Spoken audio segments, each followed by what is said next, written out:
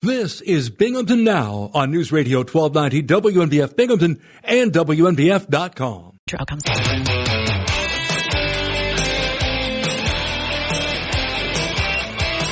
I'm Bob Joseph. This is Binghamton Now. It's Tuesday, August 6th, 2024, and we are ready for information and conversation. You can participate by calling 607-772-1290. Go ahead, call Binghamton Now. WNBF. And welcome to another big day of broadcasting activity from the heart of the Parlor City. I have just returned from doing my storm damage assessment, and I can attest that there was significant storm damage, especially in Endicott. So we'll be talking about storm damage. If you sustained damage to your property, to your home, to your business, to your vehicle, to your person, give us a call, 607-772-1290. Let's go directly to the phones and begin this morning with Gary on Binghamton's west side. Hello, Bob. I guess the breaking news is it's Tim Walsh from Minnesota. How about that? Congratulations. Congratulations to Tim Walsh. I know absolutely nothing about the man. Zero. I know very little about him. I saw... He's the governor of Minnesota? Is that it? Governor? Yeah, I guess... Wasn't Jesse Ventura governor of Minnesota one time, too? Now, that guy is a politician. That's who she should have picked. Jesse Ventura. Imagine. Yeah. Now, some people would say, Bob, you're outrageous with such a suggestion. But I beg to differ. If she had picked Jesse Ventura, I guarantee a win. I mean, it's going to... I don't know. Well, no, you can't guarantee anything. Just like you can't guarantee my prediction up until a few hours ago that it was Josh Shapiro. So, you know, I'm batting exactly zero in the prediction department. You know, I'm a little disappointed in both candidates, and I was like trying to get on board with Robert F. Kennedy Jr., but boy, the last couple of weeks have been pretty shocking with him. He's got like a worm in his brain that died. That's the least of his problems. And then the bear. I mean, come on. That was kind of odd, you know. Kinda. The whole thing. Yeah. And again, you know, my heart goes out to him because he certainly has been through a lot more than I have in my lifetime, but still, that doesn't mean you're presidential material just because you've experienced, we'll just say, a wide array of things in your lifetime. Doesn't necessarily mean you should be running for president.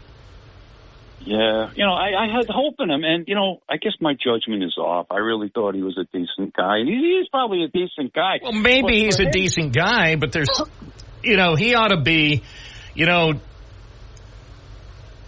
Donald Trump, if they wanted to stick with the weird thing, they instead of picking J.D. Vance, which is adequately, you know, in the weird department, on the weirdometer, some would say, somewhat weird. But if Donald Trump really wanted to win, he would have picked RFK Jr. to be his running mate. That would have been enough. They would have gotten enough Democrats and independents to vote for the Republican ticket. Can you imagine DJT and RFK Jr.? That would be invincible. That would have been a very big mistake for him. Just because for who? For RFK Jr. or Trump? I know. For Donald Trump, yeah. I know. But what do you know, I saw the movie, the Hillbilly Effigy, whatever they call it, and I kind of like J.D. Vance. You know, that was a story to watch, Bob. The man's had a rough life. Did you see the movie by any chance? No. What movie theater is it playing?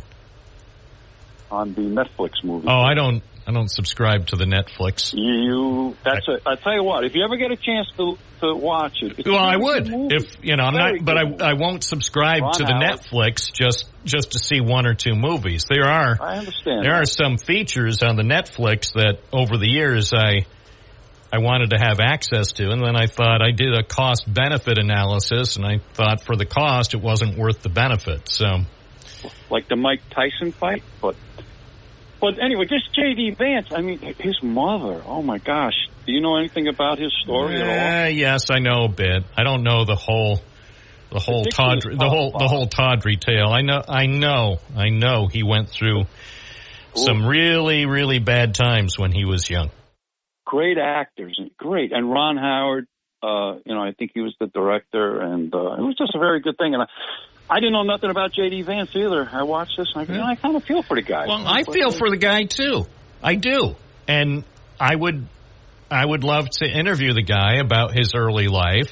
It'd be a 2-part interview. Tell me about your early life, and then, at about the halfway point, now let's talk about the present and your vision for the future. I would love to be able to talk with him for an hour. He gets a lot of flack for saying, well, people are going to vote for Donald Trump anyway. It really doesn't matter to me. People are going to forget about me when it comes time to vote. And he got a lot of flack for that. But you know what? The guy's telling the truth. He really is. Well, and he's also echoing Donald Trump. What Trump said about his vice presidential pick, Trump, I think, was on the money when he said, for the most part, people will wind up voting for the person at the top of the ticket. The vice president choice for either Republicans or Democrats could make a bit of a difference, but not much of a difference. In the end, as Donald Trump, I think, accurately stated, if you like me, you're going to vote for me. And that's irrespective of J.D. Vance, or if he had chosen Nikki Haley or anyone else as his running mate.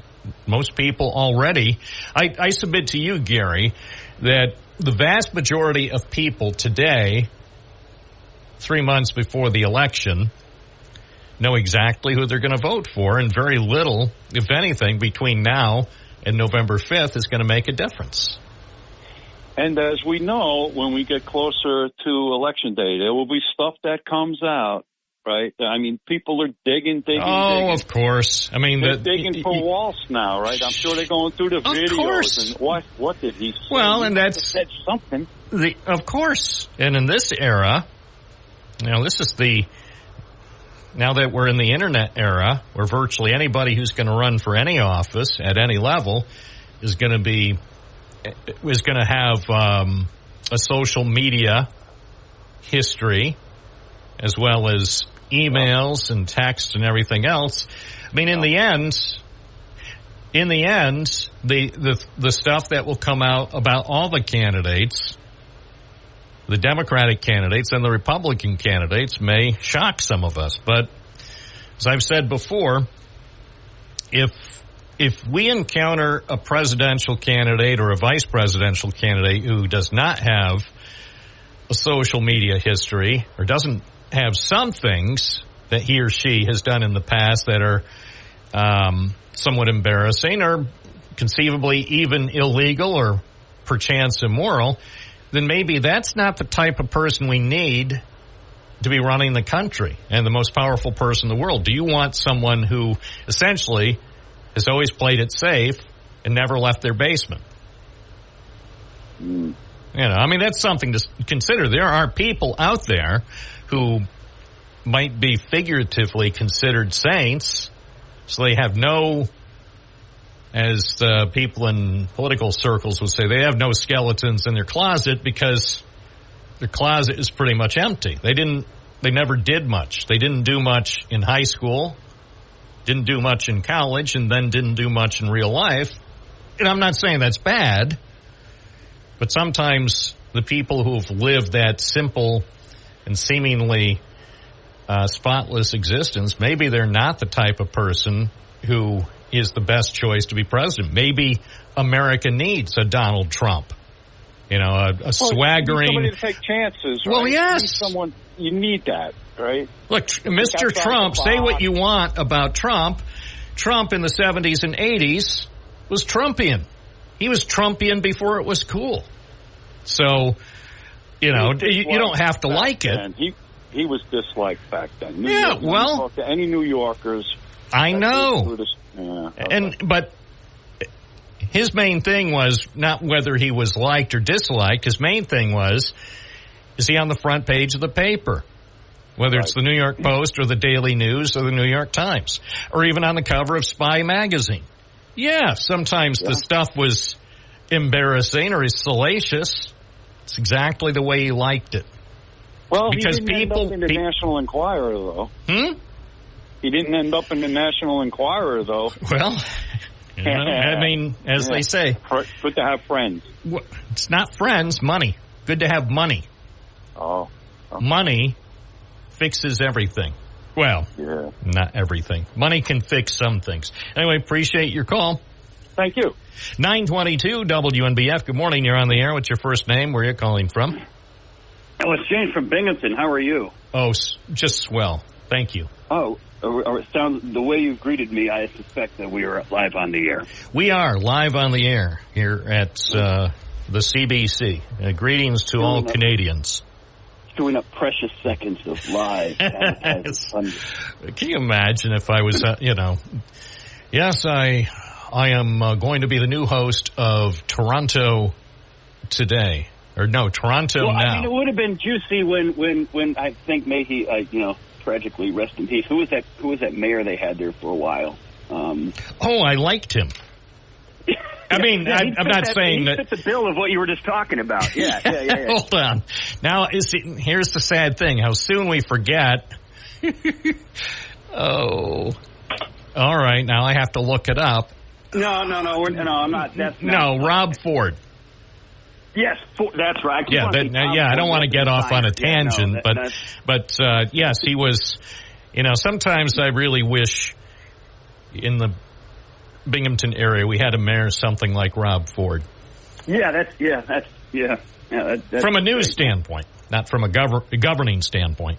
Right. Yes. It would be just a wealth of attention and clicks on bylines all day long, and then next thing you know, we've lost our Bob Joseph because now he's starting the Bob Joseph News Network worldwide. You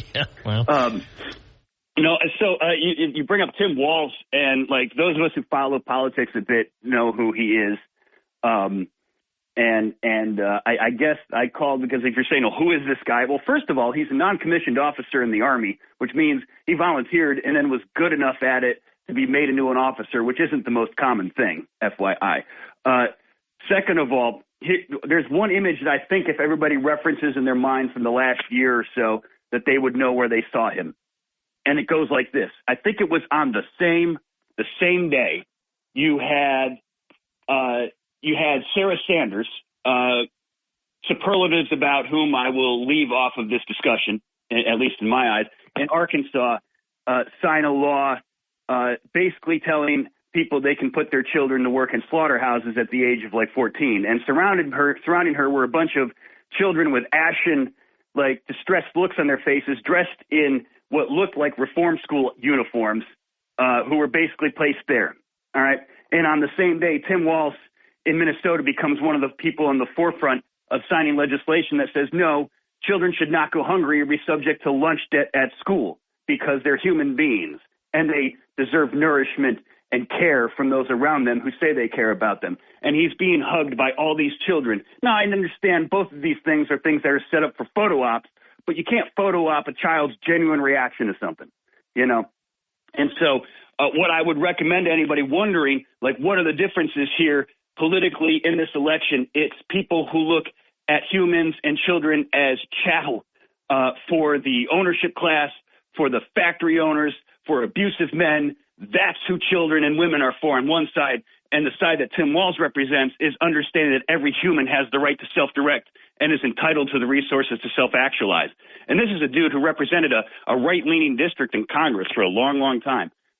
So I would say people who were wondering, who is this guy? this is the sort of person that America needs at the forefront nationally and at our federal level for a long time. And I think it's a great pick. All right. Well, I appreciate your calling in. We'll see what the other listeners have to say. 607-772-1290. This is Binghamton Now on WNBF.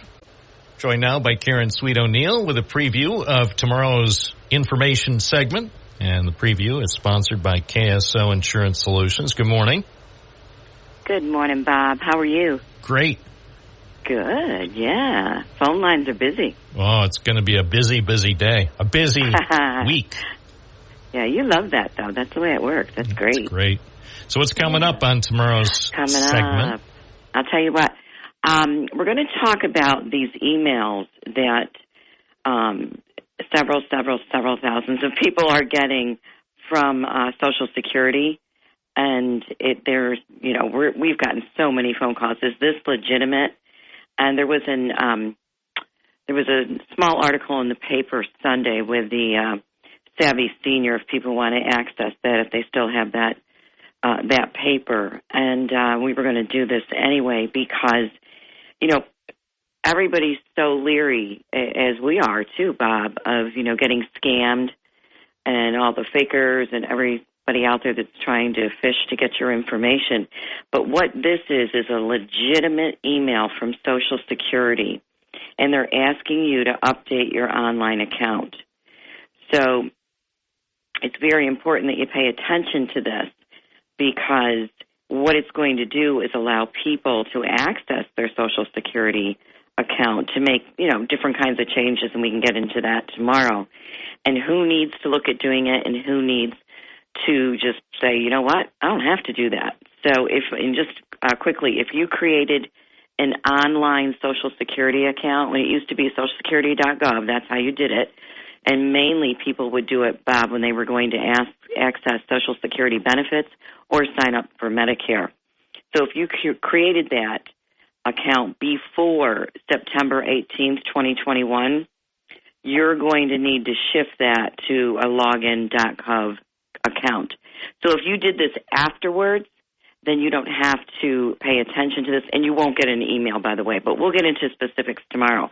We are at 1708 Vestal Parkway East, up above Plato's Closet in Style Encore. You drive right up to us.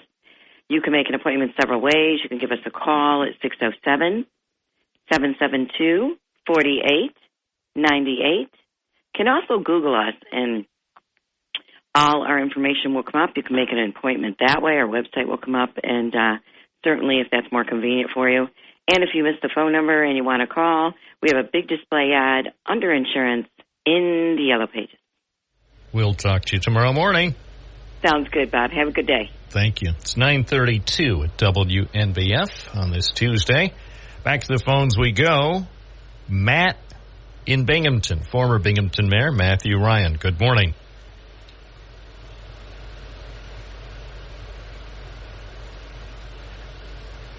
Well, I'm sure he had something he was going to say, and I bet that he's going to call back and say it.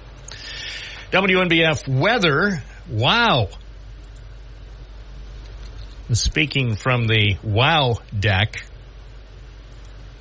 wow. Thanks for the warning, you weather people. Oh, well, You can't win them all. Anyway, so for those who are interested in the wide world of weather, this is what we are facing today. Partly sunny today with a chance of showers and thunderstorms this afternoon, high 77. Tonight, showers and possibly a thunderstorm, low 59. Tomorrow, partly sunny with a chance of showers, mainly in the morning, high 74. And mostly sunny Thursday with a chance of showers in the afternoon, high 78. Right now, 71, that's 22 Celsius. Here at News Radio, WNBF, WNBF.com. Guidance for today, scattered showers and thunderstorms this afternoon into tonight may produce heavy downpours and localized flash flooding. Then later this week, there's the potential for heavy rainfall and areas of flooding Friday into Saturday as tropical moisture associated with Debbie is drawn northward toward the area. Again, it's 71 in downtown Binghamton. 22 Celsius at WNBF at 9:34. Morning, you're on the air. What's your first name? Where are you calling from? This is Matt again from Binghamton. Good morning, the former mayor of Binghamton. What's on your mind? Well, with the vice president's pick of Waltz, I think they're going to waltz right into the White House. That's my prediction. But anyway, yesterday there were some things that upset me. One of your listeners was talking about the election in Venezuela as somehow proving that the election was fixed in this country. No, they have very good proof that the opposition party in Venezuela won by maybe 40%, 70 to 30. They have 80% of the tallies, and this is what a coup is like. Apparently it succeeded in Venezuela. Thank God it hasn't succeeded here yet. So to make those, like the caller was saying something about Maduro proves that Trump was, also deprived of an election. Anyway, it's just and the other guy that Bill called about illegals and crime, and we should be able to know the crime that's being committed by illegal aliens in our area. The reality of that is, if there was any crimes right now that are committed by illegal aliens in this country are getting top priority by news media. It's a big news story, and we know who's in power in Broome County and the sheriff's office and stuff, and how they would like to try to help Mark Marinello and all the Republicans get elected. If there was any, serious crime committed by any illegal alien, we would know about it immediately. So, well, I'll tell you, and here's proof. As though proof is needed, Dateline, Broome County, March 25th, 2024. A man arrested for breaking into a town of Union residence apparently is in the United States illegally. And this is based on a news release that was put out by the sheriff's office in late March. Sheriff's deputies were sent to an Endwell apartment complex to investigate suspicious activity. And then, according to the sheriff's office news release, a 31-year-old man was charged with burglary for allegedly illegally entering an apartment. He was remanded and ordered held at Broome County Jail. His country of origin was listed as Mexico. Immigration and Customs Enforcement, ICE, notified of the arrest. And according to the sheriff's office, Martinez was believed to be the first undocumented individual charged for a crime in the past several months in Broome County. So that was March 25th. And I think, to your point, if there are more undocumented people charged with crimes by the sheriff's office, I would expect that those will be the subject of news releases quickly. And the sheriff's office would be notified because they're the ones that deal with undocumented people, right, even if it's another agency that made the arrest. Right. Now, I can tell you this, New York State Police are unlikely to release that information because New York State Police are controlled by Governor Kathy Hochul, and she would not allow that information to be put out. Binghamton Police probably wouldn't put it out because they don't put out very many news releases. But again, I think to your point about the Broome County Sheriff's Office, if they learn that people who are in Broome County illegally are accused of crimes, I bet we'll get information. I wouldn't be surprised that we would get a call from Sheriff Fred Akshar. And by the way, if somebody's made it illegally into this country, they are trying to avoid the police at all costs. And, that's true. And one of the best ways to avoid the police at all costs is to obey all the laws. Don't call attention to yourself. So don't even jaywalk in downtown Binghamton or ride your bike on a Court Street sidewalk, because if you do that, you run the risk of causing a police interaction, and then they may attempt to run your name through a database, and you could be jammed up. Right. On a different topic, Matthew, and you're in a, I think, potentially good position to comment on this. Our friend John from Binghamton, frequent contributor and caller to the program, went before City Council last night at the work session, and he discussed two requests for legislation that he has submitted. One, it calls for amending the city charter regarding the form of government, moving from where the control was basically in the mayor's office to a manager-council form of city government. So there still could be a mayor, but the day-to-day operations would be handled by a city manager.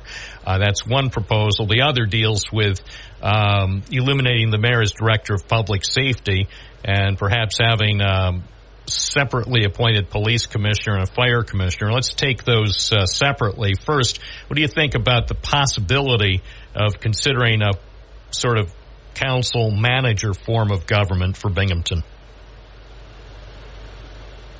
Yeah, my concern is I know Ithaca's gone to that, I believe. I would have to study a little more about how the manager and who gets to appoint the manager. Because, obviously there's a great thing about democracy is that you're responsible to the people.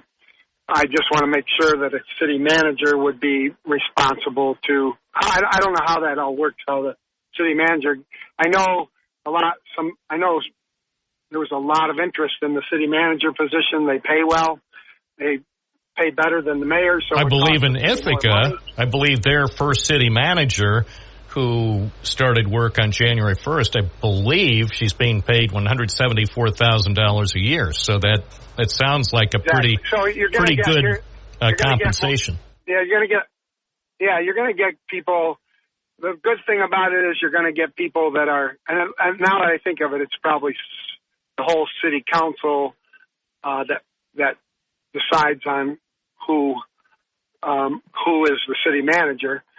So, and I don't know how long you're protected for if you're a city manager. There's so many questions I'd want to understand before. I know it's complicated. I think it's something to look into because, there's a city manager is going to come with you if they're going to get that kind of salary. They're going to have a lot of skills that maybe, like, let's face it, when I took over, I'll be honest, I never was involved in city government. It took me a year to figure out how bad the finances were because people weren't wanting to come forth realized how bad they weren't willing to admit how bad they were.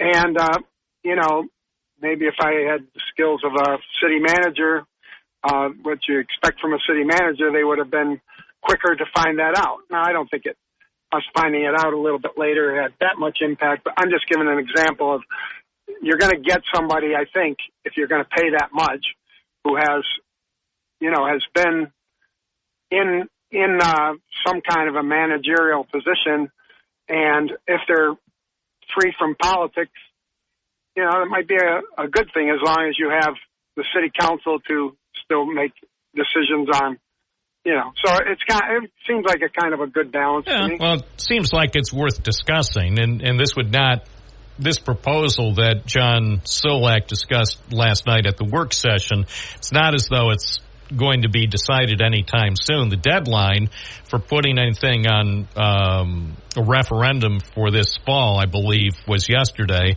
So if this is ever going to go in front of Binghamton voters, it wouldn't happen until next year at the earliest. Yeah, right. The other thing is just quickly about the matter of Director of Public Safety. Of course, during the 8 years you were mayor, you, as mayor, under the city charter, were also Director of Public Safety. Do you have any thoughts about Mr. Solak's proposal to take that power or eliminate the mayor as Director of Public Safety and instead have police commissioner and a fire commissioner appointed by council? I I think that's a good idea. All right. Yeah, I sent an email last night after the work session to Mayor Cram just to get his feedback, and I never want to assume what anyone is going to think about a proposal. Haven't heard anything back from Mayor Cram, so if I get an email back from him, or as I told him, I think last night in the email, he's always welcome to call in or come in to the station here to talk about anything. So maybe we'll get some feedback from him. I wouldn't mind hearing from former Mayor Richard Bucci or anyone else about the proposal. Let me give you an example of why I think that's a good idea. If you get people, if you have to work together in administration, if you have the police who, a lot of times police like Republicans, it just seems to be the way it is, and I don't know why, because Democrats are the ones that want to take guns off the streets that could potentially kill police and things like that. But anyway, there's a lot of reasons why I think they're just like a lot of other people. They vote against their self-interest. But I found out during my DA campaign, somebody who was in the class of, those police academy things. With 2 years still to go on my term, some of the police people who were teaching the police academy, police officers, were telling participants from the community that I regularly did cocaine. And that's so far from the truth. I've been disciplined my whole, ever since the early 70s, karate, everything. Everybody knows me. I barely drink. I have a couple beers. I'm disciplined in everything I do. And they were out there telling people that the mayor does cocaine. So that tells you that there's a culture that exists, and if it exists under a certain chief, that shouldn't be allowed. And I think the fact that you have to prove the chief does something really bad before you can get rid of him, I think, the mayor should be able to have somebody they can work with. And, if you get elected, people understand that the person that's in the police department is going to, work together with the mayor, and you can't necessarily have that with the way things are. All right. Thank you for your thoughts. Appreciate that. That was the former mayor of Binghamton, Matthew Ryan, live on News Radio WNBF. Coming up, we're going to talk about the weather with Dave Nicosia from the National Weather Service here at News Radio WNBF. 9:48, the weather. It just won't stop, especially this summer. And we're glad Dave Nicosia has a couple of minutes to speak with us from the National Weather Service office at the Greater Binghamton Airport. First, quite a bit of storm damage in parts of Brome and Tauga counties from Monday afternoon and Monday evening, especially as I noticed this morning in Endicott. Yeah, that was a really big storm that came by. I saw it coming in. Even, we had it on the radar, obviously, and we got warnings up in time, but you could see it at a distance. I'm like, holy smokes, that's a big storm, and it's certainly proved to be a severe storm. There was lots of trees down. We heard of a roof that was blown off of the American Legion in Endicott, I believe. And then we had flooding. We ended up issuing flash flood warnings too as well. So we had severe thunderstorm warnings. We had flash flood warnings. So my staff was very busy last night. It was other parts of our area that got hit too as well. It was wild. It was wild, I think, all across the region for a few hours. Yeah, the storms really bubbled up, and it's been one heck of a summer. We've had a lot of severe weather this summer. So, but yeah, the damage in Endicott was, we had some video and everything. It was a microburst. It was just basically just really strong winds collapsing out of a thunderstorm. All the videos that we saw and the damage was consistent with microburst. Any idea what the maximum wind speeds might have been in that swath of Endicott near UE High School? Actually, on both sides of East Main Street, both the south and north sides had a significant amount of damage, including near the George F. Johnson Memorial Public Library. Probably somewhere between 70, 80 or so, somewhere in that range. I mean, it was significant. But once you start getting toward 100, you're going to start seeing, like, shingles off houses and stuff like that. I didn't really see a lot of that. Well, I saw one house, the portion of the siding was ripped off near the American Legion, just to the east of the high school. Yeah, and that's another thing. It also depends on the type of siding and if there was any gaps. And then when roofs get blown off, all you need is air to get in a building. If the windows were open or something, which I don't know, it could, once the air gets inside a building, the pressure can explode out. So, but it was definitely a severe storm. I mean, it was, worthy of a warning, that's for sure. I sure hope people got our warnings. Well, I did. I don't think we heard of any injuries at all or anything, thank goodness. Well, mainly just property damage, and this morning a lot of chainsaws. That was the soundtrack this morning in Endicott when I was checking out some of the spots. Of course, also unusually, a case where a tornado caused damage in downtown Buffalo.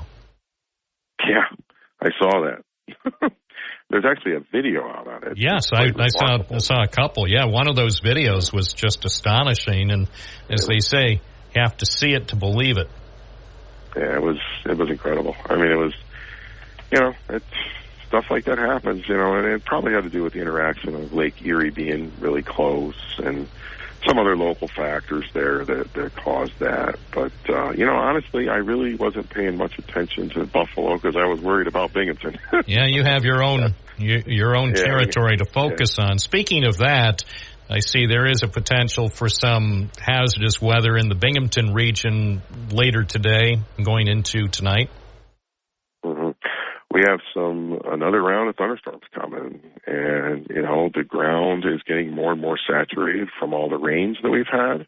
I mean, we had some significant flash flooding in Endicott yesterday. So, the ground's wet, and we got more storms coming in, and, we're going to be under the gun for, potentially another round of severe weather and flash flooding. I mean, it's going to be hit and miss. Hopefully it won't hit Broome County, because not every county got hit yesterday. And that's the nature of thunderstorms. It's hit and miss. Not every place gets it. Just the unfortunate areas, So hopefully we will be spared and, won't be around this area. We had enough here for now. As we look ahead to Friday and Saturday with a close watch on Debbie, what's the latest thinking for the Binghamton area a few days out? Well, that's where my attention is today right now. I mean, I've got forecasters out there, they're working on today's forecast and the potential severe weather flash flood threat tonight. But I'm actually looking out towards the weekend. And, it's concerning. I mean, we've got a tropical system that is moving very slowly. It's down over South Carolina. And they could get historic amounts of rain down there. But eventually, Debbie will make her way north, and she will start picking up a little bit of speed, thank goodness. But we also have a cold front coming in from the Great Lakes, and a lot of the moisture from Debbie will be wrung out along that front. And that could lead to a lot of additional flash flood potential starting Friday and going into Saturday. And depending on how fast the front moves will depend on how bad the rivers can get.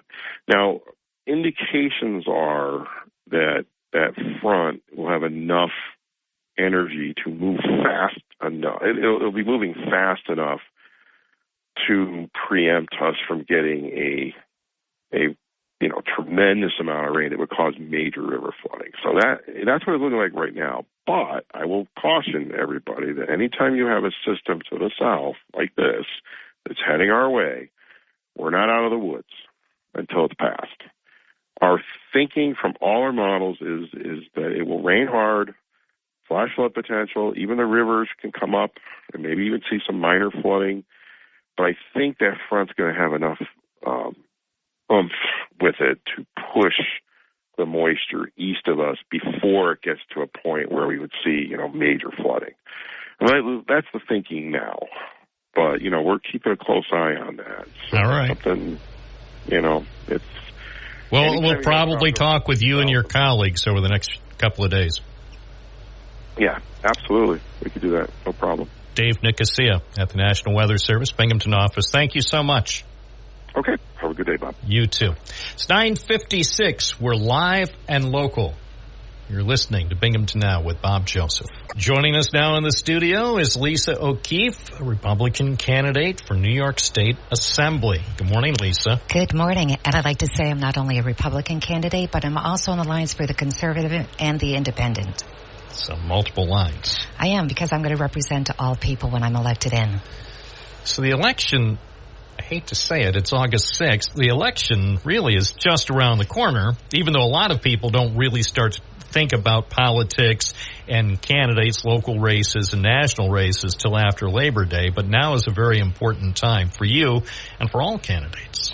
Absolutely. It's always been an important time to me, too. When I went around with getting the signatures for the petitions, I made sure that I was the lead person doing that. So I went around and got thousands of signatures because it gave me the chance to hear people's voices. And over again, I heard people saying that they felt they're not being listened to. So it was a perfect opportunity, and I continue to meet as many people as I can.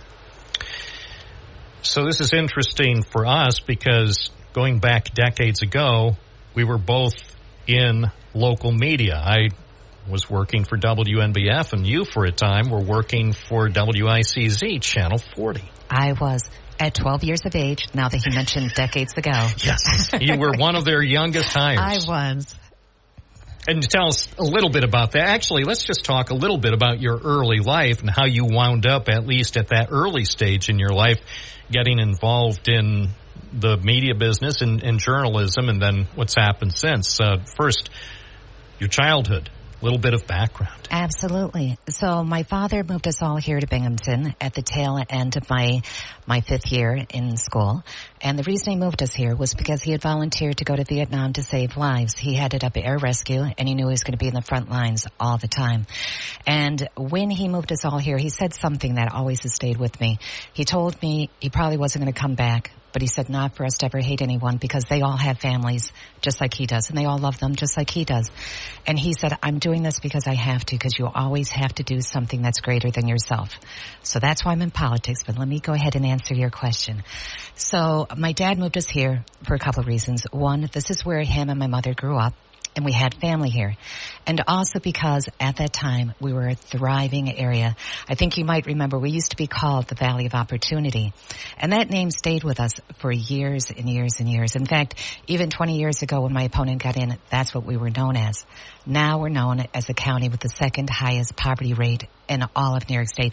Our poverty rate is actually double that of the national average. And in 2020, 2021, our homeless rate went up 50%. So keeping in mind what my dad had always said about there's things that are bigger than yourself, that's why I decided to run, because I have a different vision and I want to bring that to people and let them know that I hear their concerns and I'm going to work toward a better future.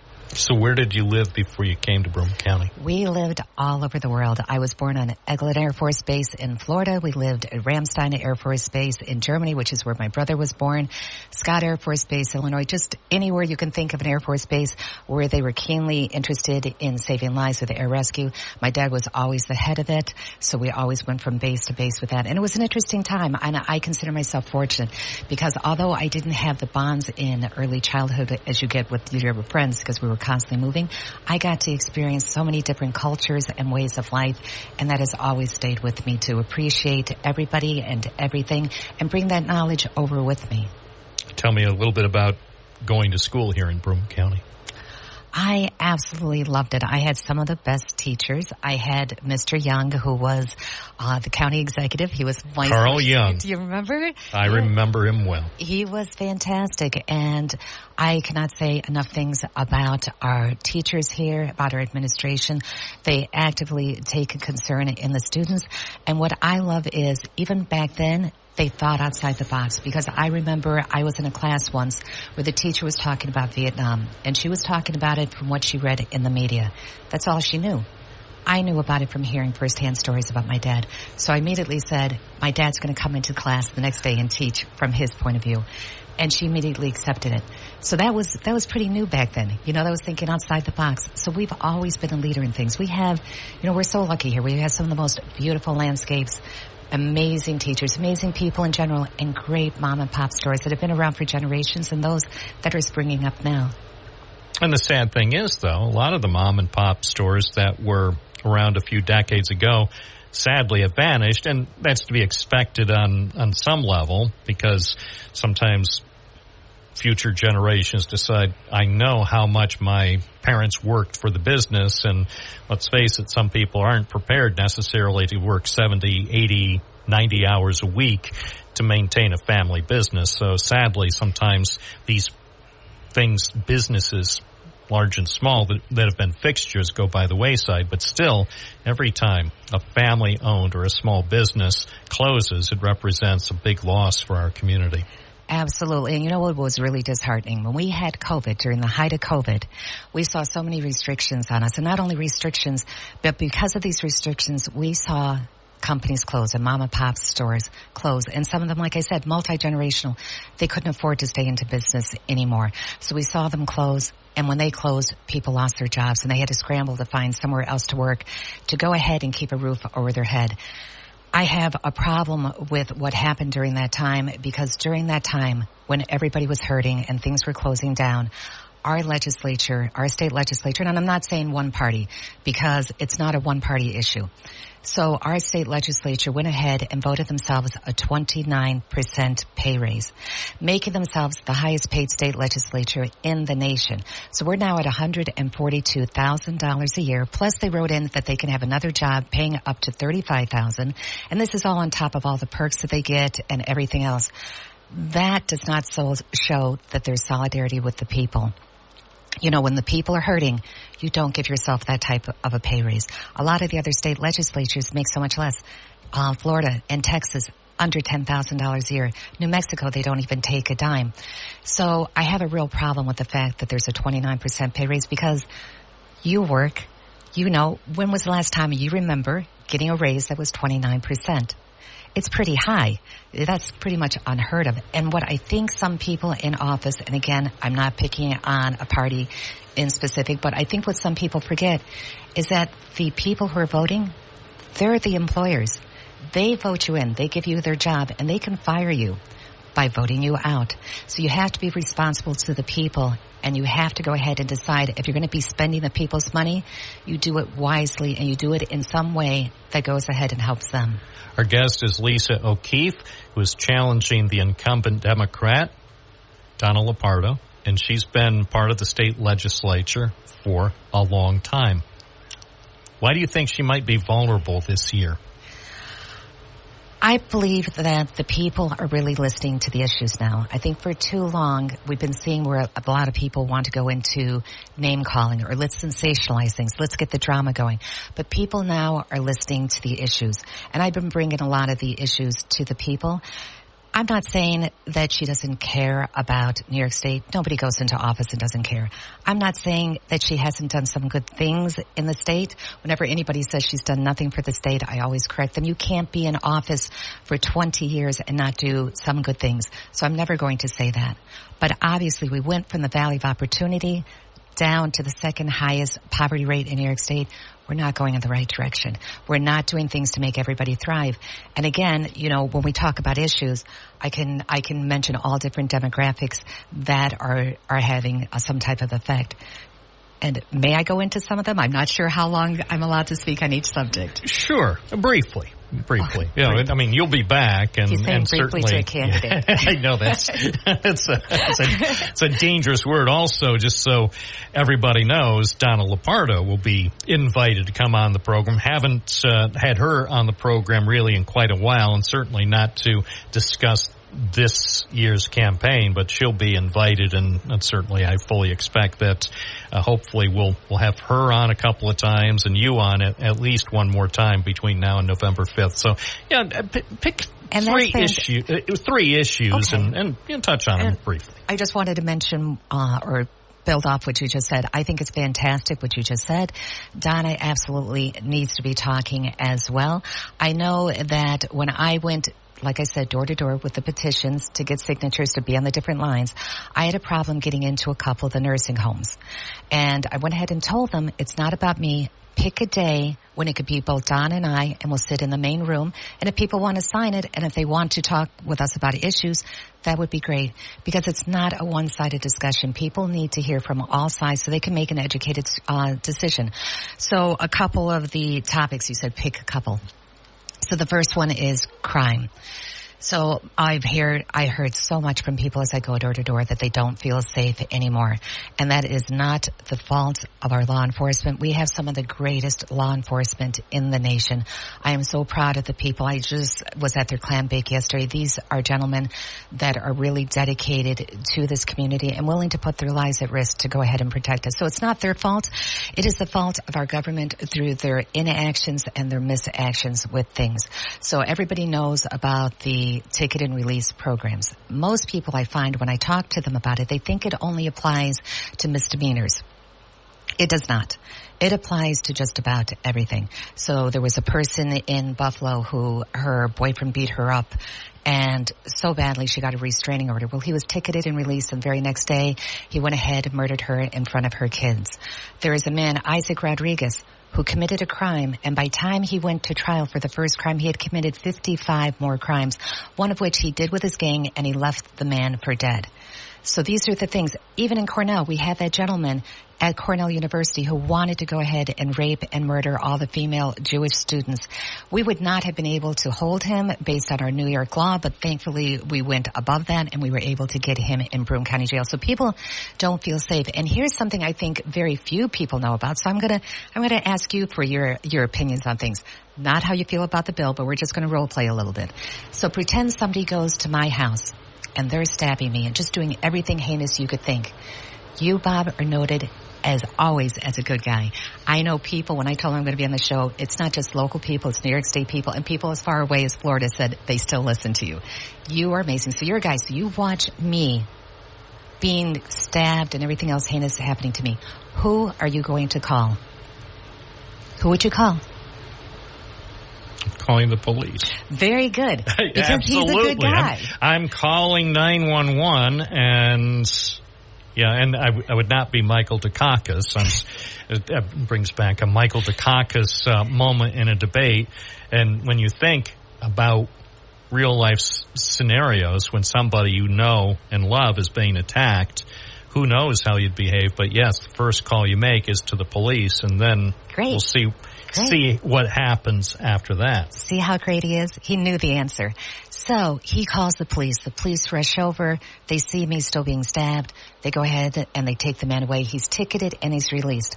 Now, 35 days after he's released, he is given the name and home address of every single witness. Now, the Sixth Amendment says, like when you're in trial, you have the right to know who it is who bears witness against you, and that is critically important because we don't want people making up stories. But that's in a safe environment. So, Bob, you know this man now has your name and home address, and it's still months and months before he goes to trial. He's walking around with your name and home address in his back pocket, knowing that you stand between him going to jail or walking free. How safe does that make you feel? It makes me feel very unsafe. I'd be scared for my safety. Yeah, absolutely. So that needs to be wheeled back because now we're making witnesses afraid. On top of that, all he has to do is say to his lawyer, you know what? I don't remember doing that to Lisa. It's really foggy. I really need you to do a court order so I can get down there and talk to her again. So he doesn't come alone. He comes with his lawyer. But still, that causes PTSD in the victim now. Because now the victim has to hear the person asking them questions. Lisa, I really don't remember. Exactly where did I start? Did I stab you in the chest? Did you scream? What happened? So now you're making this person have to relive it with that. That is way too much for anybody to have to deal with. So we have to go ahead and re-examine things. When I have a magazine that I'm going to be mailing out, and it has my home number on the back. And it also says that I'm looking for focus groups. Because when I was in office once before, I did this. It's so critically important to hear the people's voices and to have focus groups.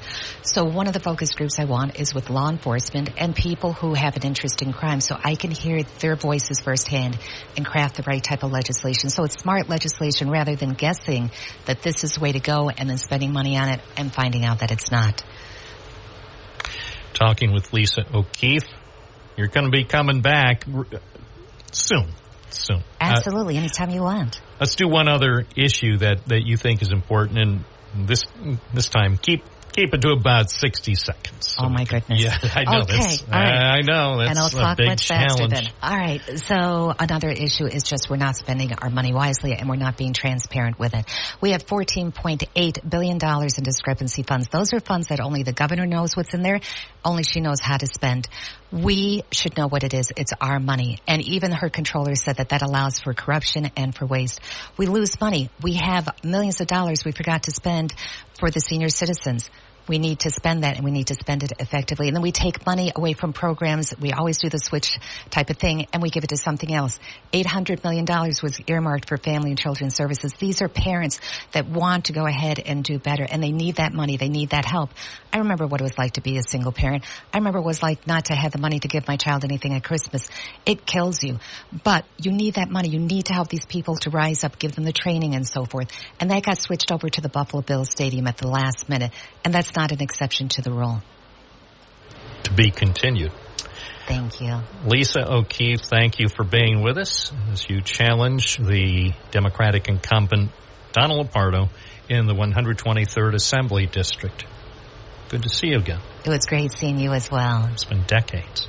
It's 10:26 at News Radio WNBF. This is Binghamton Now. I'm Bob Joseph. 92.1 FM, 1290 AM, streaming at WNBF.com. Area, Dave in Vestal, you're on the air. Yeah, good morning there, Bob. Hey, I just wanted to let you know, West Corners was hit pretty hard with that storm yesterday. Debris everywhere, trees down on houses, lines down. I mean, it was a mess. Bob, I stayed till dark helping to clear debris, and it actually looked like a tornado went right through that one swath. I mean, just unbelievable. I believe when Dave said 70, maybe 70 to 80 mile an hour winds, I believe it. I believe it too. I was on Route 17 right around the height of the storm, and I haven't seen all that debris on the highway ever in a storm. I've seen occasional little branches or leaves, but there was a trail of debris on at least a stretch of 2 or 3 miles of Route 17 while all this was going on in Endicott, West Corners, and in Vestal. That part of the county definitely got quite a big hit. It's just a shame, Bob. Devastation all over the country. It's just a shame that we have to be part of it. Feel bad for people. But hey, real quick, Bob. You know me. I gotta turn to politics real quick. I see Waltz there. I see Bob. He's a liberal progressive, just like her. Matter of fact, Bob. I don't know how we've gotten to this point, Bob, because, Harris is not, in my eyes, she's not really a candidate, Bob. The Democrats are using her basically as a mascot. Oh, so just like Jerry Ford wasn't a candidate either. So, True. Yeah. I mean, hey, it is what it is. It's how our system works. You don't have to like it, but that's exactly how the system works. It's got its pros and cons, but this is the hand we've been dealt. So it's Kamala Harris against Donald Trump, November 5th. Be there. But what they're trying to do is look at her. She's a woman of color. Just look at that. Don't pay attention to anything else, her lack of skills. Hey, the American people are smart. You make it sound as though the American people are not intelligent enough to make an informed decision. Well, we got Biden, didn't we? So you're saying because Biden won by about 8 million votes in 2020, you're suggesting the American people aren't very bright? No, the cheating makes them look not bright. All right. They're bright. All right. I really can't. I can't go there. You know, if you could hear a person's eyes roll on the radio, you'd be hearing that effect now. If I hear anything more about cheating and rigged elections, I am so fatigued with people who won't accept our system and won't accept the results of elections. And that's a serious issue that we need to discuss in the days ahead. People who go into an election campaign admitting they're not going to accept the results unless they win. That's a very disturbing position. And if you support a candidate who says at the outset that they aren't going to accept the results of the upcoming election unless they win, think about what that means. It's 10:35. Vic from the Forks. Good morning. You're on the air. Hey, good morning, Bob. I was listening to your interview with Lisa O'Keefe, and she touched on a subject that's near and dear to my heart. The illegal pay raises that were taken by our legislator back when I was running. I think it was 2019. I don't even remember. But I think it was 2018. But anyway, she touched on that, and she talked about how they gave themselves a 29% increase. When I was running, they gave themselves a 30% increase, and they did it illegally by not following the Articles of New York State rules and regulations or whatever, the New York State Constitution. They didn't name the 5 reasons for a pay raise when they gave it to themselves. They didn't include cost of living. They didn't include campaign contributions. They didn't include outside income. All right, so let's not relitigate what happened in the past. So what should be done to make things better in the future? Well, first of all, I think pay raises for legislators should be put on a ballot. And it shouldn't be 29, 39%. It should be the cost of living adjustment given to those who are on Social Security, if anything at all. The legislative job is only supposed to be 3 months long from January until the budget's passed. And these people, they make a full-time job out of it. They don't do anything for the people. And we need someone that will. And it sounds to me like Lisa's focused on serving the people of Broome County. And, I hope she gets elected. I've talked with Donna. I talked with her in the Methodist Church in Endicott. I talked with her in the Vestal Library. And she gave me 2 different stories. So I really lost all faith in Donna back then. And they actually printed that in the evening press. And on another subject, this guy that she picked for her vice president position out of Minnesota, from what I understand, he got arrested for doing 93 and a 55. He was intoxicated, and he lied and said he was deaf when it happened. All right. I have no idea about that. I'll have to read up on that, and after I've read the facts of that case, I'll be able to discuss it. I'm sure every candidate will have to explain their arrest record or whether they've been convicted of any felonies. So any candidate, and I don't know if the Democratic candidate for vice president, has been convicted of any felonies. To your knowledge, has he been convicted of any felonies? Who? The person we're talking about, the person you just said, you made some sort of, you're casting an aspersion or talking about his past behavior. Has Tim Walz been convicted of any felonies? I'm not sure if he... Okay, well, let's put it this way. I think, and this is just a theory, I think if Governor Tim Walz of Minnesota had been convicted of 1 felony or 34 felonies, it would be included in the stories.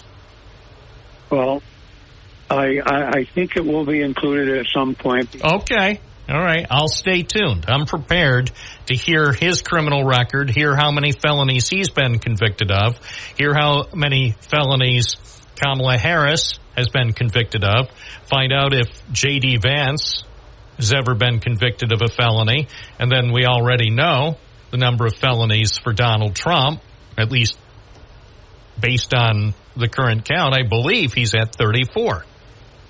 You know something, Bob? A lot of people have been wrongly imprisoned because they were convicted of felonies, and then they got released from prison because those convictions came either illegally or under false pretenses. And I'm pretty sure that's what's going to happen to Trump. Well, it may. I can't predict the future. He certainly has every right to appeal those convictions, and in the end, he may prevail. At the moment, though, those convictions are on his permanent record. Now, his permanent record ultimately could be changed in our system, and I'm sure his family hopes his permanent record will be adjusted in the coming weeks and months. Appreciate your call. Thank you, Victor. 1040, more calls are coming up. 607-772-1290. What do you think? Speak out on Binghamton Now on WNBF.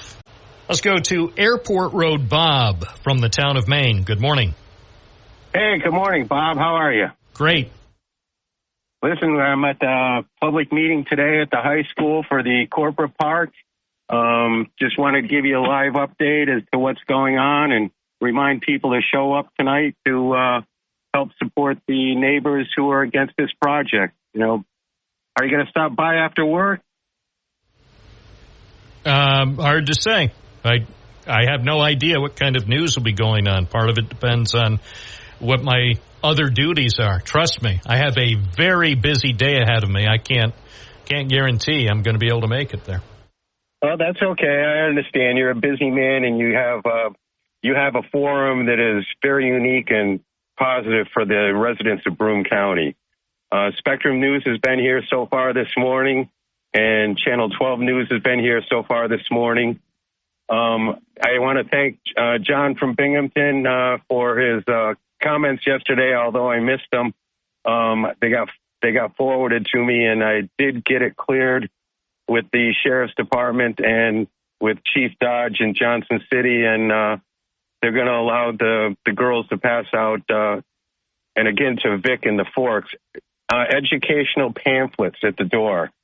I love your show, Bob. Well, I mean, you know, we're here to please, and I see no reason why people who want to inform their neighbors about a controversial issue, why they can't hand out information. I mean, this is my America. I stand for freedom of speech. Well, thank you, and I'm glad it's in the Constitution. I did for the moment until somebody acts to take it out. You know, never assume, never take your freedoms for granted. Looks like Fox 40 just showed up. Might have to walk up and say hello, but really appreciate your show. Try to reach out to the people, and again, thanks to your listeners, John and Vic, and the people that researched it and gave me some information.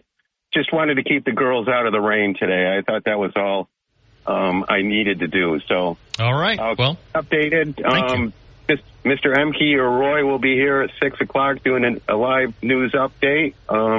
Hoping a bunch of people show up. We have T-shirts to give away. Roy and I spent a bunch of time yesterday shooting video, so if you guys ever connect and you want to see some of the footage, I'm sure Roy would share it with you. Okay. I know he's helped us in the past, and I'm sure he'll help us in the future. Thank you very much. That is the story from the Johnson City High School. It's Tuesday morning at 10:47. Mark from Binghamton, you're on the air. Hi, Bob. I just want to pass along my congratulations for the new VP choice. I hope it works. To celebrate, I ordered not one but 10 Dude Wipes for Harris shirts for my boys. All right. Thank you so much. WNBF, the power of radio. Morning, you're on the air. What's your first name? Where are you calling from? Hi, Bob. This is Elaine from Vestal, New York. Hi, welcome to the program. Yeah, thank you. You've got a great program, and I really enjoyed listening to your guest today, Lisa O'Keefe. I got to tell you, I met with Lisa a few times, and I find her really impressive, as I'm sure you do, knowing her. She really does listen to the people. I went to her, and I was thinking I was going to ask her, about her platform and such. And for about the first hour I spoke with her, she was helping me, giving me tips on a nonprofit that I was involved with. And I tell you, I was gobsmacked. I was like, I thought I was here to see what Lisa was about and how I might be able to help her. So she really does listen to the people. She's not a politician, not a career politician. She is one of us. The incumbent has been in her job now for 20 years. I think it's time for a new voice, new fresh voice, and somebody who will listen to our concerns and who's not entrenched in the political machine. So I thank you for having Lisa on. It was a real pleasure to hear her views. Well, it was good to have her on and talk about her vision for New York State and some of the things that she might like to tackle going forward if she is the winner on November 5th. And as I said to her, that Donna Lopardo, of course, will be invited to be on the program. We haven't spoken with her in the studio in a long time, so next time she wants to be on, she knows how to reach me. Yeah, well, thank you again. And I know from listening to Lisa, I was out at the Speedy Fest where she had her booth, and she talks to people on both sides of the aisle. It doesn't matter where you're coming from. She listens, and that's what we need in somebody who is representing we the people. So, again, I thank you, Bob, and you have a great day. Thank you for the call. It's 10:50 at News Radio, WNBF, WNBF.com. Everybody is permitted to call the program once a day. And we encourage you to provide thoughtful comments on issues. That's what we strive to do. As far as little nasty comments, no, that's for some other show. This is not the nasty show where you have to be nasty to your opponent all the time. Morning, you're on the air. What's your first name? Where are you calling from? Hi, this is Dan from Binghamton. Good morning, Bob. Morning, Dan. What's on your mind? Oh, I just an observation I've had for quite a while that, the Republican conservative type, they're always trying to change history, and then you take your liberals, they kind of, deal with what is and let's proceed, and I just wondered if anyone else ever, they had to see how these people approach things, like Trump says that if he wins, and if he loses, he really didn't win, and I don't know, he didn't start this stuff, but he sure as heck made it popular. Well, yeah, I know during the last decade or so, I think he's been committed to tearing down the American institutions that so many of us had cherished and trying to encourage distrust in the media and distrust in government agencies, certainly distrust in the voting system that has worked not perfectly, but worked well enough for more than 2 centuries. So I think he's been very, very effective during his time in politics. I think he's gone a long way in accomplishing what he set out to do. And Bob, you mentioned rolling your eyes and disgust and disbelief, and I don't know what else you can do about it. I mean, people are smart. I mean, they've already saw this dog and pony show, and it just doesn't seem like anybody can be serious about voting for Trump. Well, but many people are. Tens of millions of people are. And I'm not saying that he's gaining votes. I don't know how it works. Maybe his recent pronouncements and his conduct, maybe that's helped him gain votes. I have no idea. I guess we'll find out in November who ultimately has the greatest amount of support from the American people. So I have no idea how it's going to turn out. I will say I'm concerned right now that he is on record basically as saying I won't accept any result other than me being elected president. Yeah, it's incredible. It's as though he's laying the groundwork for a lot of trouble come December and January. And I don't think this country is prepared for the type of trouble that he might like to see if he is not victorious. I think you're absolutely right. And his sister, the psychiatrist, said, you have no idea what you're dealing with here. This man lives for chaos.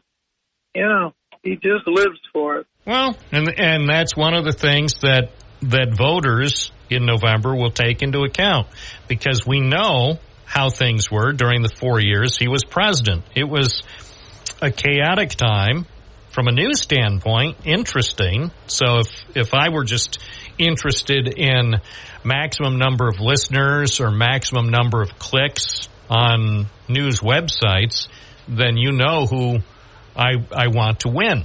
But I'm not sure that the American people are prepared for 4 years of that. Yeah, Bobby, good luck. You've got a lot of stamina, buddy. Keep it up. Thank you. It's 10:55 here at News Radio WNBF. We're here offering a platform for people to call in. Thoughtful commentary is appreciated. People with little glib sayings where you're going to try to detract from a candidate, that's probably not something we really need on this program. There are other programs that will give you that if that's what you're in the market for. Here's the forecast from the National Weather Service. Mostly cloudy today with a chance of showers and thunderstorms, high 78. Showers and thunderstorms tonight, low 58. Partly sunny tomorrow with a chance of showers in the morning, high 74. Mostly sunny Thursday with a chance of showers in the afternoon, high 78. Right now, it's 72. 22 Celsius. Air quality, moderate, almost good. Air quality index right now is 52. That's not too bad. Scattered showers and thunderstorms this afternoon into tonight may produce heavy downpours and localized flash flooding. So pay attention for weather updates throughout the day. From News Radio, WNBF, 607-772-1290. We may take some calls, or maybe we won't. We'll just look at the weather. Sit here. No, don't sit here in the studio. Stand here in the studio and look at the weather radar. Isn't that special? It's mesmerizing. Look at the colors swirling. All the chaos, all the confusion, and the unpredictability.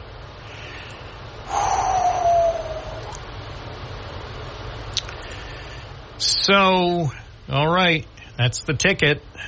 That is the ticket, as you have been hearing on WNBF. Kamala Harris has chosen a running mate. And no, despite my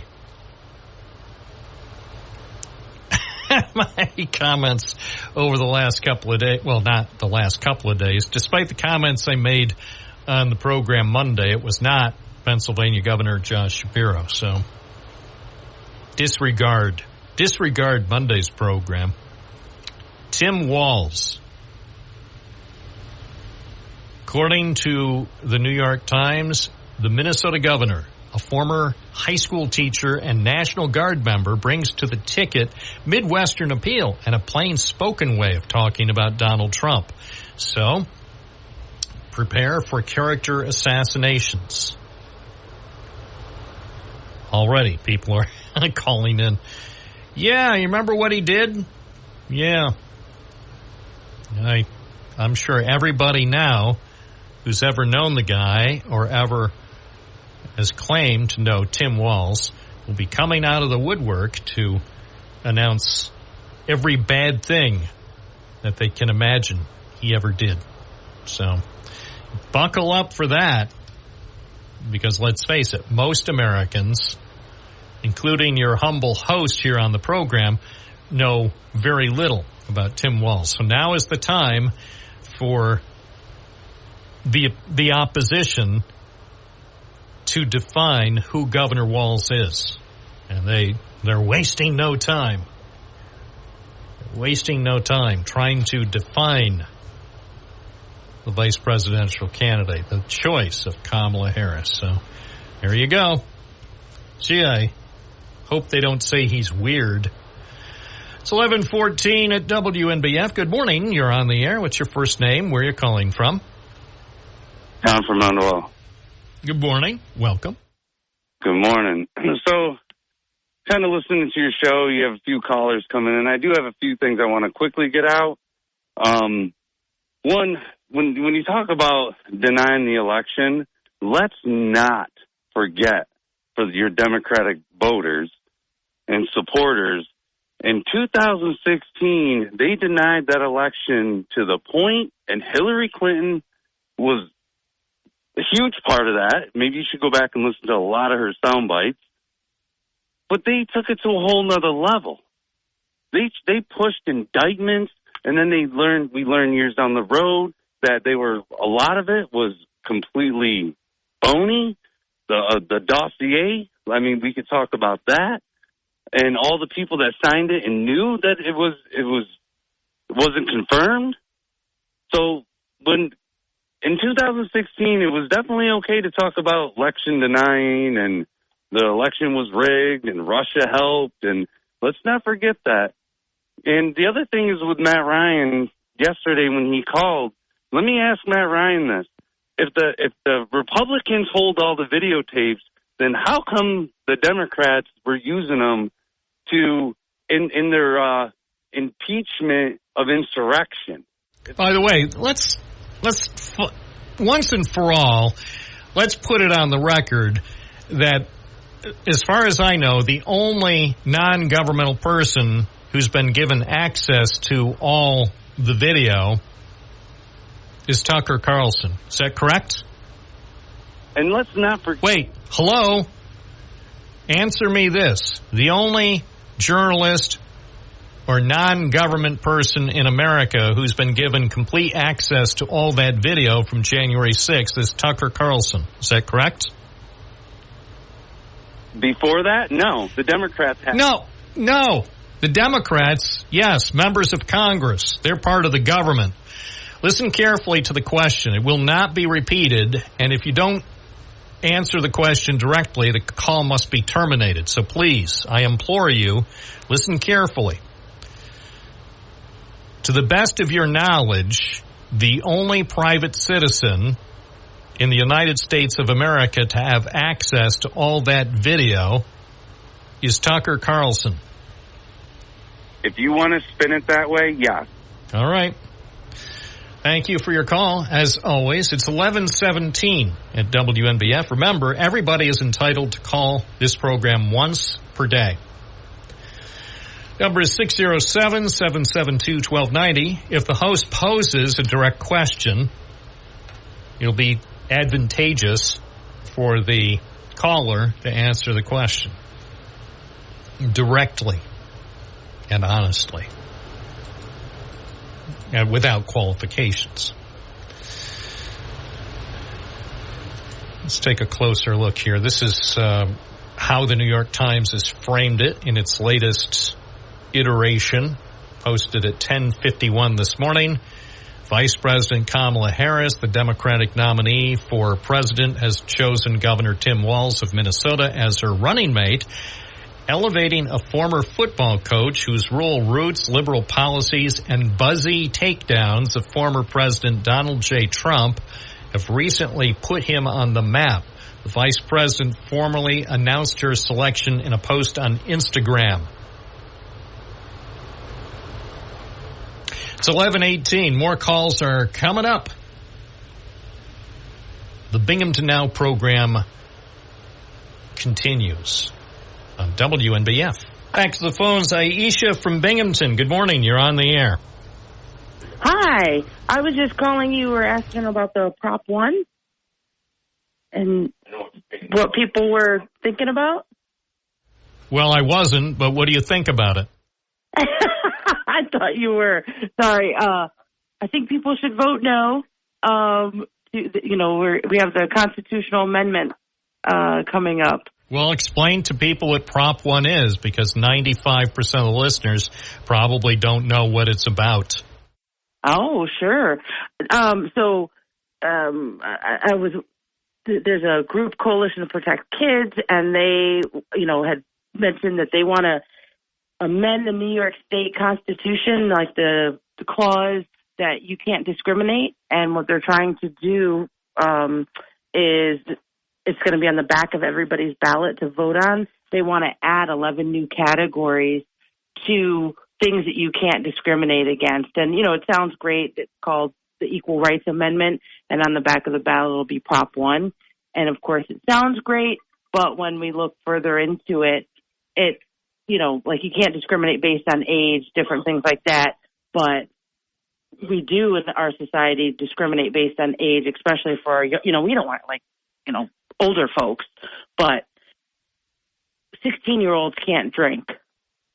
You can't. Well, they can't drink, but they do. They can't, but not legally. Oh, yeah. Right? Well, it's just like everything in New York State. A lot of stuff you can't do, but people do it anyway. So bottom line is you will not be voting for the proposition number 1. Correct. We think, it's All right. super vague. All right. Well, you're the first person to call in about it, so. All right. Well, awesome. All right. Thank you. 11:23. Prop 1. We'll be taking calls. What do you think? Yay or nay? Gary from Binghamton South Side. You're on the air. Yeah. Good morning, Bob. Love your show. I'd like to make a comment and then a suggestion, if I may.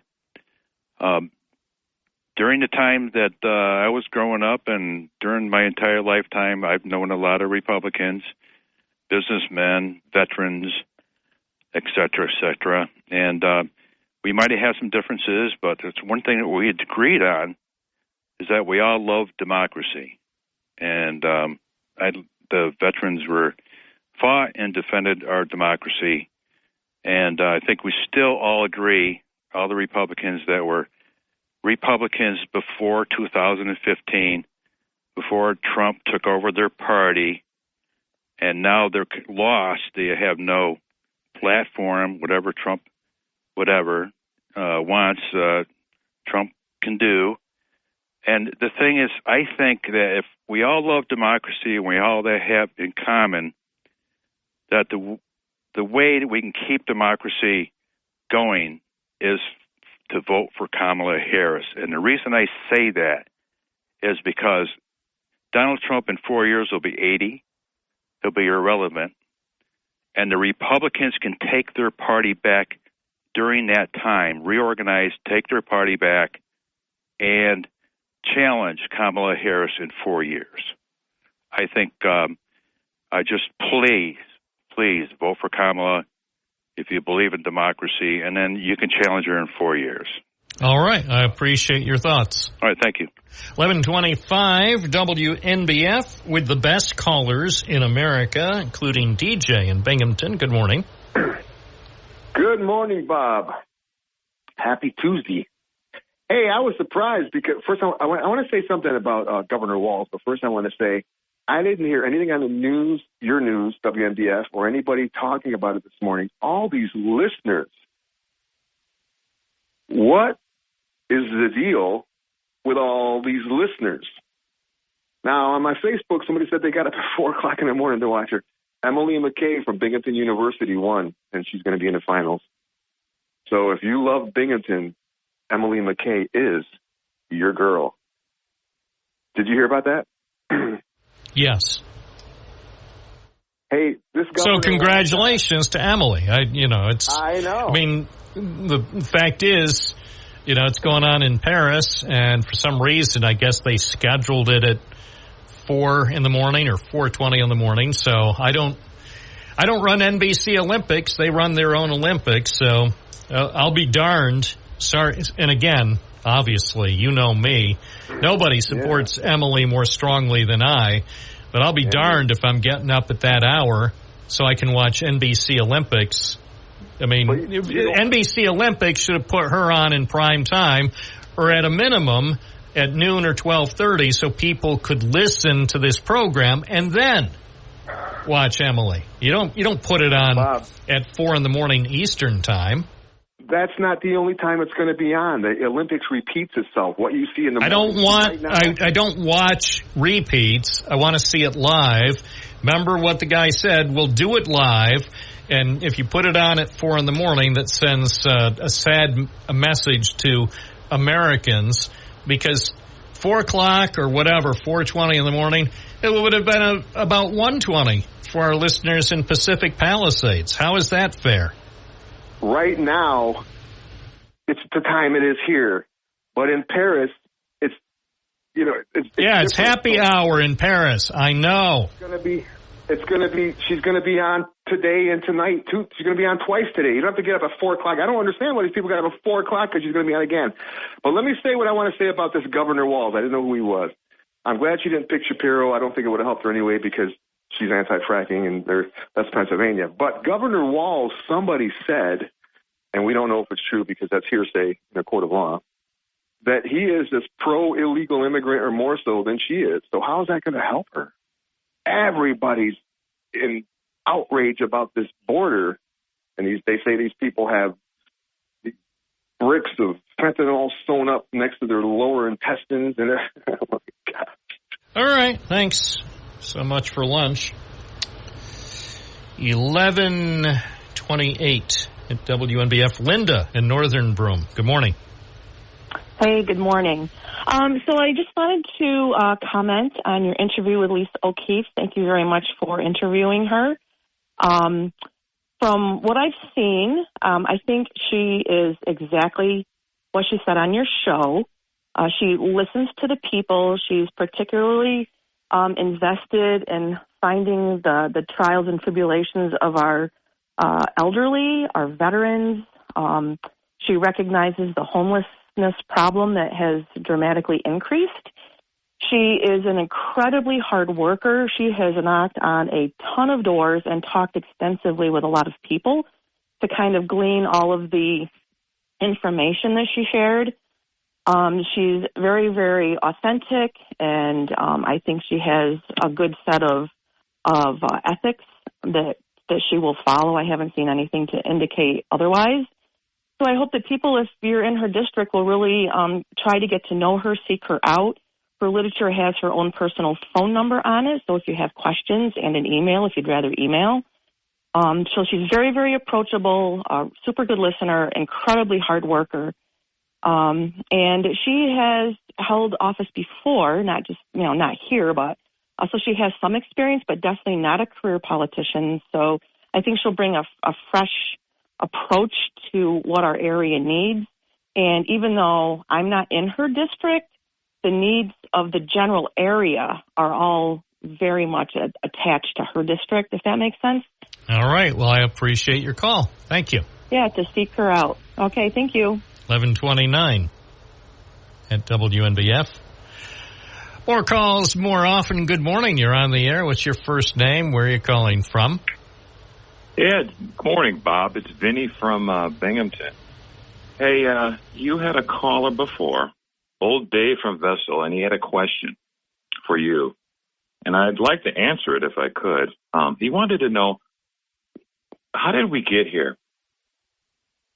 Country, how did we get here? And I just want to tell him, you guys drove. Dave, that's how we got here. You guys drove.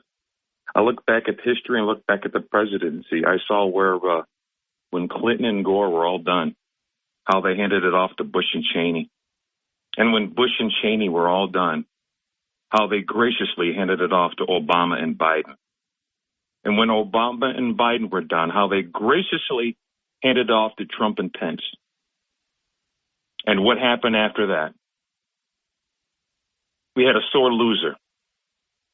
Didn't believe in the American way of how we were supposed to come together. That's where it started. All right. So, focusing on this morning's news, the choice of Governor Tim Walz. What's your reaction? Oh, I like it. He reminds me of not Southern, but he reminds me of a Carver, James Carver. Carver, who used to be with Gore. Used to be with Bill Clinton. Very folksy. You know, the guy. Oh, James Carville. The cue ball Carville, who's married to Mary Madeline. I always was intrigued by the pairing. Yeah. And, that's that house must be like a talk show when you think about it. I mean, I don't know anything about their current status, but if they're still together, it seems to me that household, James Carville and Mary Madeline, that must be like a 24/7 talk show. Oh, yeah. I've seen them on TV many times over the years. They are. It's, they can separate it. And, they should get them on. Remember, 60 Minutes used to have point counterpoint. They ought to get the two of them, Mary and James, to do point counterpoint between now and Election Day. I'd watch that. Hey, Bob, with Trump in there, you're not going to see Mary. No way. Come on. There. She's a big supporter of the Republican nominee. Geez. Come on, Vinny. She's a loyal. Mary Madeline is a loyal Republican. No, not with this guy. Not with this guy. As a matter of fact, Dave, you should see that I found an article. It's called 24 Former Trump Allies and Aides Who Turned Against Him. And I thought it was interesting because I always was interested in Rex Tillerson. And he says... former Exxon, Rex Tillerson, the former Exxon CEO and Eagle Scout, I might add. Yeah. He said, and I quote, Trump's understanding of global events, his understanding of global history, his understanding of U.S. history was really limited. It's really hard to have a conversation with someone who doesn't even understand the concept for why we're talking about this. It just goes on and on. Chris Christie's in there. There's 24. A lot of national security people, a lot of people in the military, guys, a lot of people in the military. And so I guess my point is I heard a caller call before talking about this running mate of Kamala Harris. I think a DUI or whatever.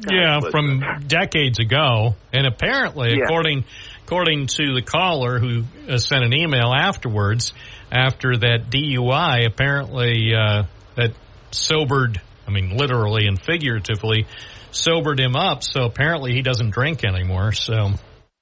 Well, I know, but I guess what I'm saying is your Trump supporters, you've got no ground to stand. Well, again, to my point, if you think that Tim Walz's DUI situation, again, I don't know all the details from decades ago, if you think that's somehow relevant to his being a vice presidential candidate in 2024, bring it on. And I'm sure the American voters will take a very, very close look at the records of each of the candidates, Kamala Harris, Donald Trump, J.D. Vance, and now Tim Walz. And they'll examine what they've accomplished in their lifetime. In some, at least one case, apparently one of the people who is on a major party ticket now served his country with distinction in the military, which doesn't happen that much anymore. So I think, and again, who knows? I'm not in the prediction business. Every time I've made a prediction, it turns out to be pretty much wrong. But I think, this probably is a choice that should benefit Kamala Harris. If I were now, Kenny from Binghamton, Kenny, people are going to laugh. Sorry, Vinny. That's right. If I could do research, which I can't, I don't have that kind of money, but I bet if I did some research that Tim Walz is going to be able to bring more votes to the Democratic ticket than J.D. Vance is bringing to the Republican ticket. It's just a gut feeling I have. But I could be wrong. Well, no, I believe it too, Bob, because like I said, the reason why I wish he was from the South. I really do. I wish Tim Walz was from the South. But you talk to these rural people and tell them, look, this guy's full of crap. All right, look, this is how it goes. And just talk to him straight up. Look, we got to get going. Okay, we've got to get going. Don't start with all this other nonsense. He's gonna be right blunt. Not gonna be any fancy talk. Just straight up. All right. I'm looking now on the CNN News channel, and they have a taped interview. It says first comments from J.D. Vance after Harris picks Walz as running mate. Let's see. All right. I guess that segment's just ending. So I don't know if that was conducted by a CNN reporter or a local reporter. It was taped a short time ago. So let's see.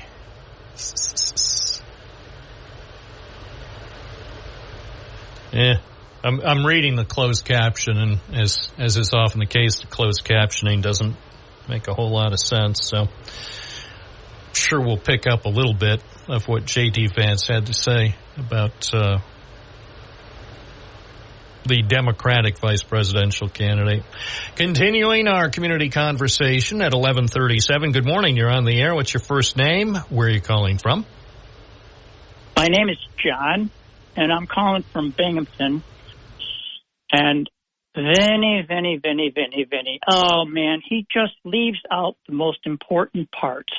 He wants to give us a history lesson about, he runs down who was president and how they left, but he gets to the one part that was the worst ever, the poor loser that he was talking about. He misnamed him. That poor loser was Hillary Clinton in 2016. That's when the poor losing started. That's when everybody sat back and said, resist.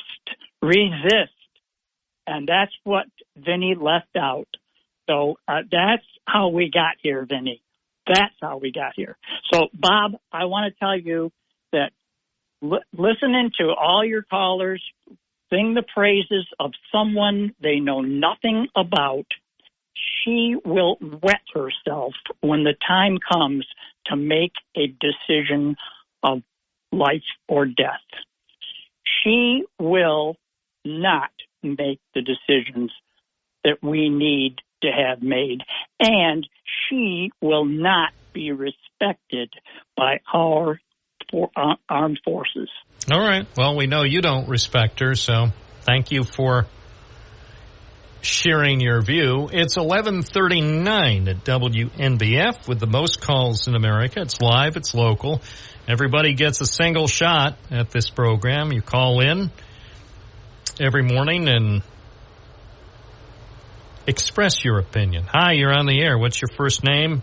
Oh, sorry, we lost a caller. We've had a pretty good success rate with the phones this morning for some reason. Must be thanks to the storms. We need to get that dog and follow them around, and every time they say these things, you know? Truth dog. Good morning, you're on the air. What's your first name? Where are you calling from?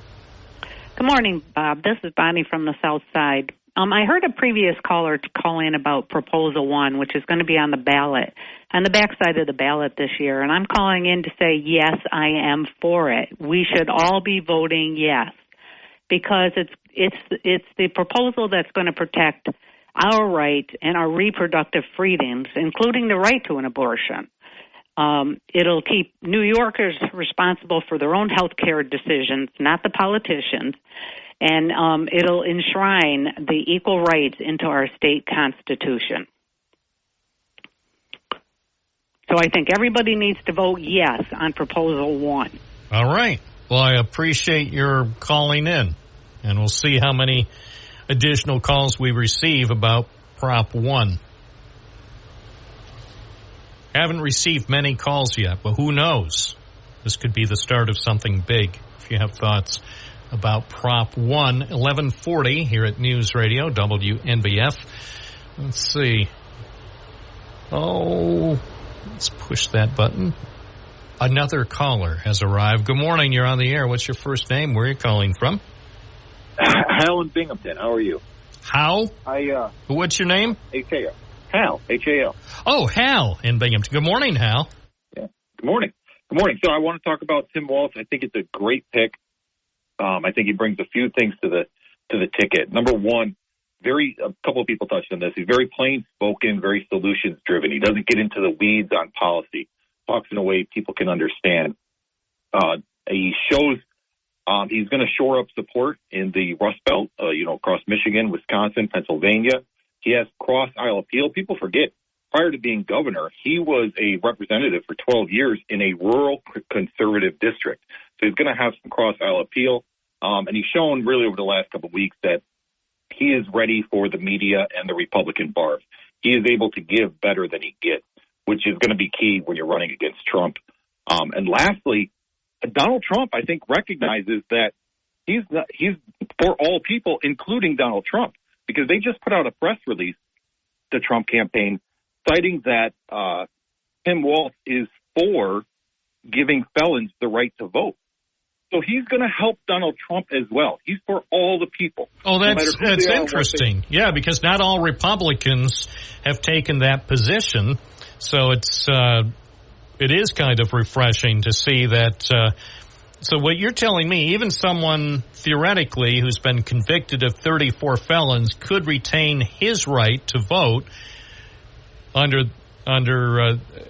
his position. Is that your understanding? That is my understanding. That's Donald Trump's understanding. And I think it's great. I just think it's great. It's very rare that you have a political ticket, especially at the presidential level, that comes out and picks people who have policies that will benefit the opposing ticket. And we have that here in this country the first time. That is how Kamala Harris is trying to unite the country, by picking somebody like Walz who has positions that are going to benefit her opponent. I think it's great. I think it's great for America. Thank you. It's 11:43. Oh, we've received information. Senator Leah Webb, this is the headline from the news release. Senator Leah Webb secures $25,000 for Cayuga Addiction Recovery Services. And this is from the senator's office. She announced that she has secured $25,000 in state funds to enhance the vital services provided by Cayuga Addiction Recovery Services. This funding will support the organization's efforts to offer comprehensive recovery services and individual counseling treatment options to the community. So, there you go. That is the latest from Senator Leah Webb. She ought to be on the program. I've asked her to come on the program before, but and her people, they've never set up a time, but I would think at some point she'll want to participate. Oh, speaking of news releases, this is in from City Hall. National Night Out in Binghamton has been rescheduled. So, because of the weather. So, if you were planning to go out in Binghamton tonight, don't, because of the weather. So National Night Out, which was scheduled for 5 to 9 p.m. at Sherry Lindsay Park, Fairview Park, and Rec Park. It's been rescheduled for tomorrow because of the weather. So there. Morning, WNBF. You're on the air. What's your first name? Where you're calling from? Hi, it's Robin. I'm from Edgewell. How are you? Great. What's on your mind? Well, I was listening to Lisa this morning, and I tried calling in earlier, and, you know, I wanted to ask her about the ERA because, like many people, I watched the Olympics, and I saw those poor girls get the you-know-what beaten out of them by non-women. And I wanted to know more about this ERA. Is Lisa still in the studio? Nope, but we'll continue talking about this. This is probably going to be the most controversial proposition in recent memory in New York State. So we'll be talking about that in the future right here on the program. That's all the time we have for today, though. Stay tuned.